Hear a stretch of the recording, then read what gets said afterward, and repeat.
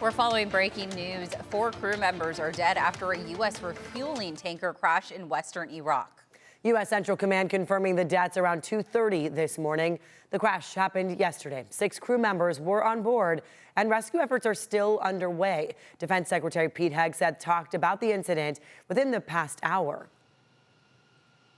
Heroes, all of them.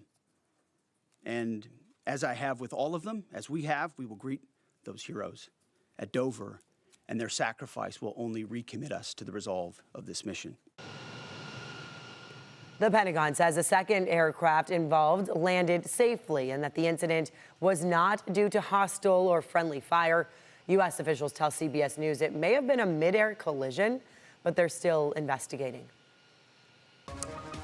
All right, now back here at home, we are following a weather impact alert as the heat wave continues. Thanks so much for joining us at 6 a.m. I'm Vanessa Paz. And I'm Neda Iranpour. And yeah, after the heat of yesterday, we're in it again. Meteorologist Evan Roddy giving us a look at what today will bring. Hotter or cooler? Toward the valleys, it looks like we'll be very similar to yesterday, almost identical. Along the coast, will probably be a few degrees hotter, like 2 to 3 degrees hotter. Okay. So not a huge change, but very similar to yesterday. If you thought yesterday was hot, which it was, broke records across the county, today is going to look almost identical. 83 on average out along the coast, 93 for our inland valleys, 83 for the mountains, and 96 across the deserts. We will cool down over the weekend and start to move toward partly cloudy skies, a little bit more cloud cover moving in over the course of the weekend. As always, you can find an extended weather forecast on the CBS 8 app. Stream now for free. Back to you. Thank you, Evan. This morning, the FBI is investigating 2 attacks inside of the U.S. We begin in Michigan, where police say a man rammed his car into a synagogue northwest of Detroit yesterday. Officials say no one inside was hurt. The attacker, who was armed with a rifle, died after an exchange of gunfire with security. The FBI says the attack was a targeted act of violence against the Jewish community. Federal officials identified the suspect as Ayman Mohammed Ghazali, a naturalized U.S. citizen born in Lebanon. CBS News says a recent strike in Lebanon killed several of the suspect's family members. Meanwhile, shooting at Old Dominion University in Virginia is being investigated as an act of terrorism. The suspect, ID'd as Mohammed Baylor Jalloh, is a former Virginia National Guard member. This is according to the FBI. He pled guilty to providing information to the Islamic State back in 2016.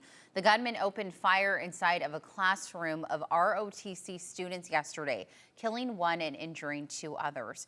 Students reportedly subdued and killed the attacker. This morning, San Diego police increasing security at places of worship now after the synagogue attack in Michigan. News 8's Tori Apodaca is live now in downtown with more on how local Jewish leaders are responding. Good morning. The Jewish community here says that they are not letting this attack scare them away from their place of worship and that they are really just standing united during this time. Meanwhile, like you noted, the San Diego Police Department is increasing patrols at religious centers and cultural institutions, really just to reassure everyone. Again, this all stemming from that attack at a synagogue in Michigan just yesterday, where a car rammed into the building, gunfire broke out between security and the suspect, who was then killed during the exchange.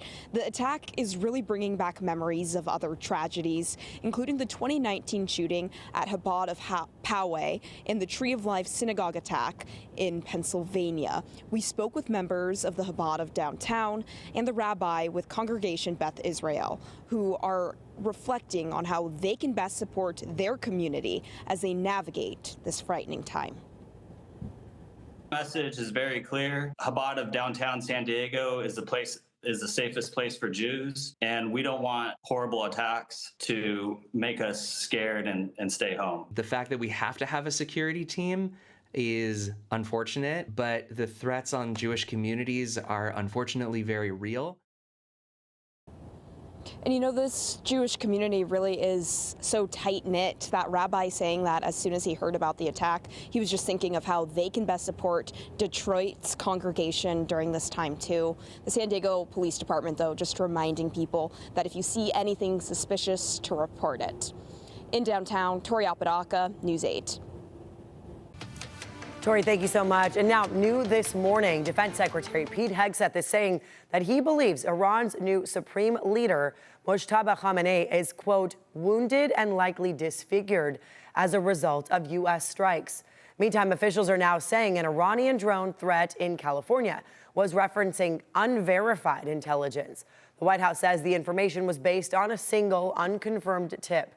Experts say there's no evidence Iran currently has the capability to launch a drone attack on the West Coast. Imagine paying more than $7 for a gallon of gas. That's what one expert predicts could happen if California continues to conflict with Iran. So the war in Iran, of course, causing an increase in gas prices. These are the latest numbers released from AAA just hours ago. Average price for a gallon of regular, $5.45. Look how much it's changed. News 8's Chris Groh live in studio to explain why $7 a gallon could be a reality here. Potentially. That's what we are hearing. And for sure, we are seeing a steady rise here every day. We have seen gas prices go up. Now, we spoke with USC energy expert Michael Miche. He says it's only going to get worse as turmoil and chaos in the Middle East continues to raise the prices at the pump. Now, Miche and state lawmakers, though, believe this is the time for the governor to take action. Point where I don't know how much more Californians can take. If you've had enough, call your legislator, call the governor. So what are they talking about? The taxes that you pay out at the pump. It comes out to about $1.24 per gallon. There's a couple of efforts to get some relief for those drivers, and we're seeing it be spearheaded by state lawmakers. AB 1745 would pause the 61-cent excise tax that we pay. Oceanside Assembly member Lori Davis, who you just heard from there, supports that.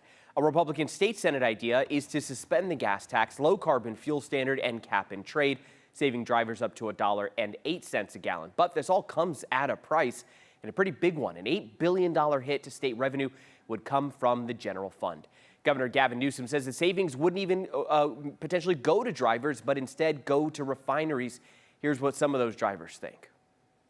Environment is more important than paying a little bit of a few dollars extra to fill up your tank. You know? If you don't make money, then you mustn't do it, you know. But you can make money, you're just making less, that's all. Now, Governor Newsom also heavily criticized President Trump for the meteoric rise in gas prices, saying, quote, Trump's Iran war is costing Americans a $1.5 billion more at the pump this week alone. And what are Americans getting in return? Not better roads, not cleaner air, just higher prices as corporations pocket the higher prices and cash in on Trump's chaos, end quote. Netta? Okay, Chris, thank you for that. TSA workers will miss their first full paycheck today. It comes as the partial government shutdown impacting Homeland Security stretches into at least next week now. Yesterday, the Senate failed to advance a bill that would fund the department. Democrats have demanded any funding include changes to policy and tactics for ICE. The heat continues today, as we've been talking about. So many people went out to the coast yesterday. Good idea, right? This is video at Ocean Beach. Oh, the dog's having a blast. At Coles Mountain, you will find signs warning people to avoid hiking during the hottest time of the day, middle of the day. Remember, if you are anywhere outdoors in the heat, wear loose, light-fitting clothes, hydrate a lot, and then take breaks in the shade. I will say standing under a tree helped a lot yesterday. Oh, yeah. But even at the coast, I mean, we all felt that heat. Look at them in full gear going for hikes.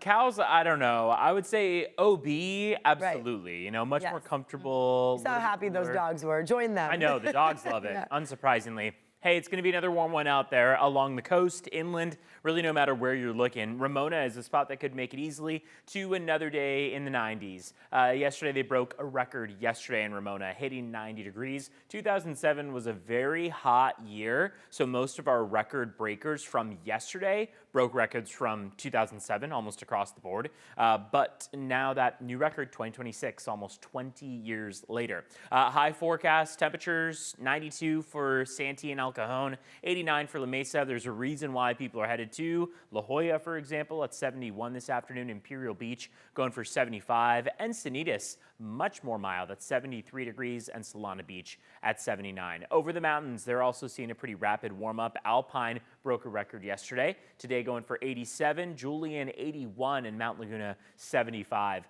Into next week, there is no change in sight. So we'll get a little bit of a weaker stretch of more mild, comfortable conditions over the weekend, Saturday and Sunday. Might even see some onshore flow develop that will allow for some cloud cover out by the coast in the morning. Then, as we get through next week, we'll see those temperatures climb yet again with this ridge of high pressure expanding overhead and likely bringing that heat to areas to the east of us. So a hefty portion of just the western U.S. in general by this time next week will probably be working with much warmer temperatures. In the meantime, 82 for us. Denver's going for 68. Still quite cold up in, say, North Dakota. 22 for their forecast high. New York City's right at freezing at 32 degrees this afternoon.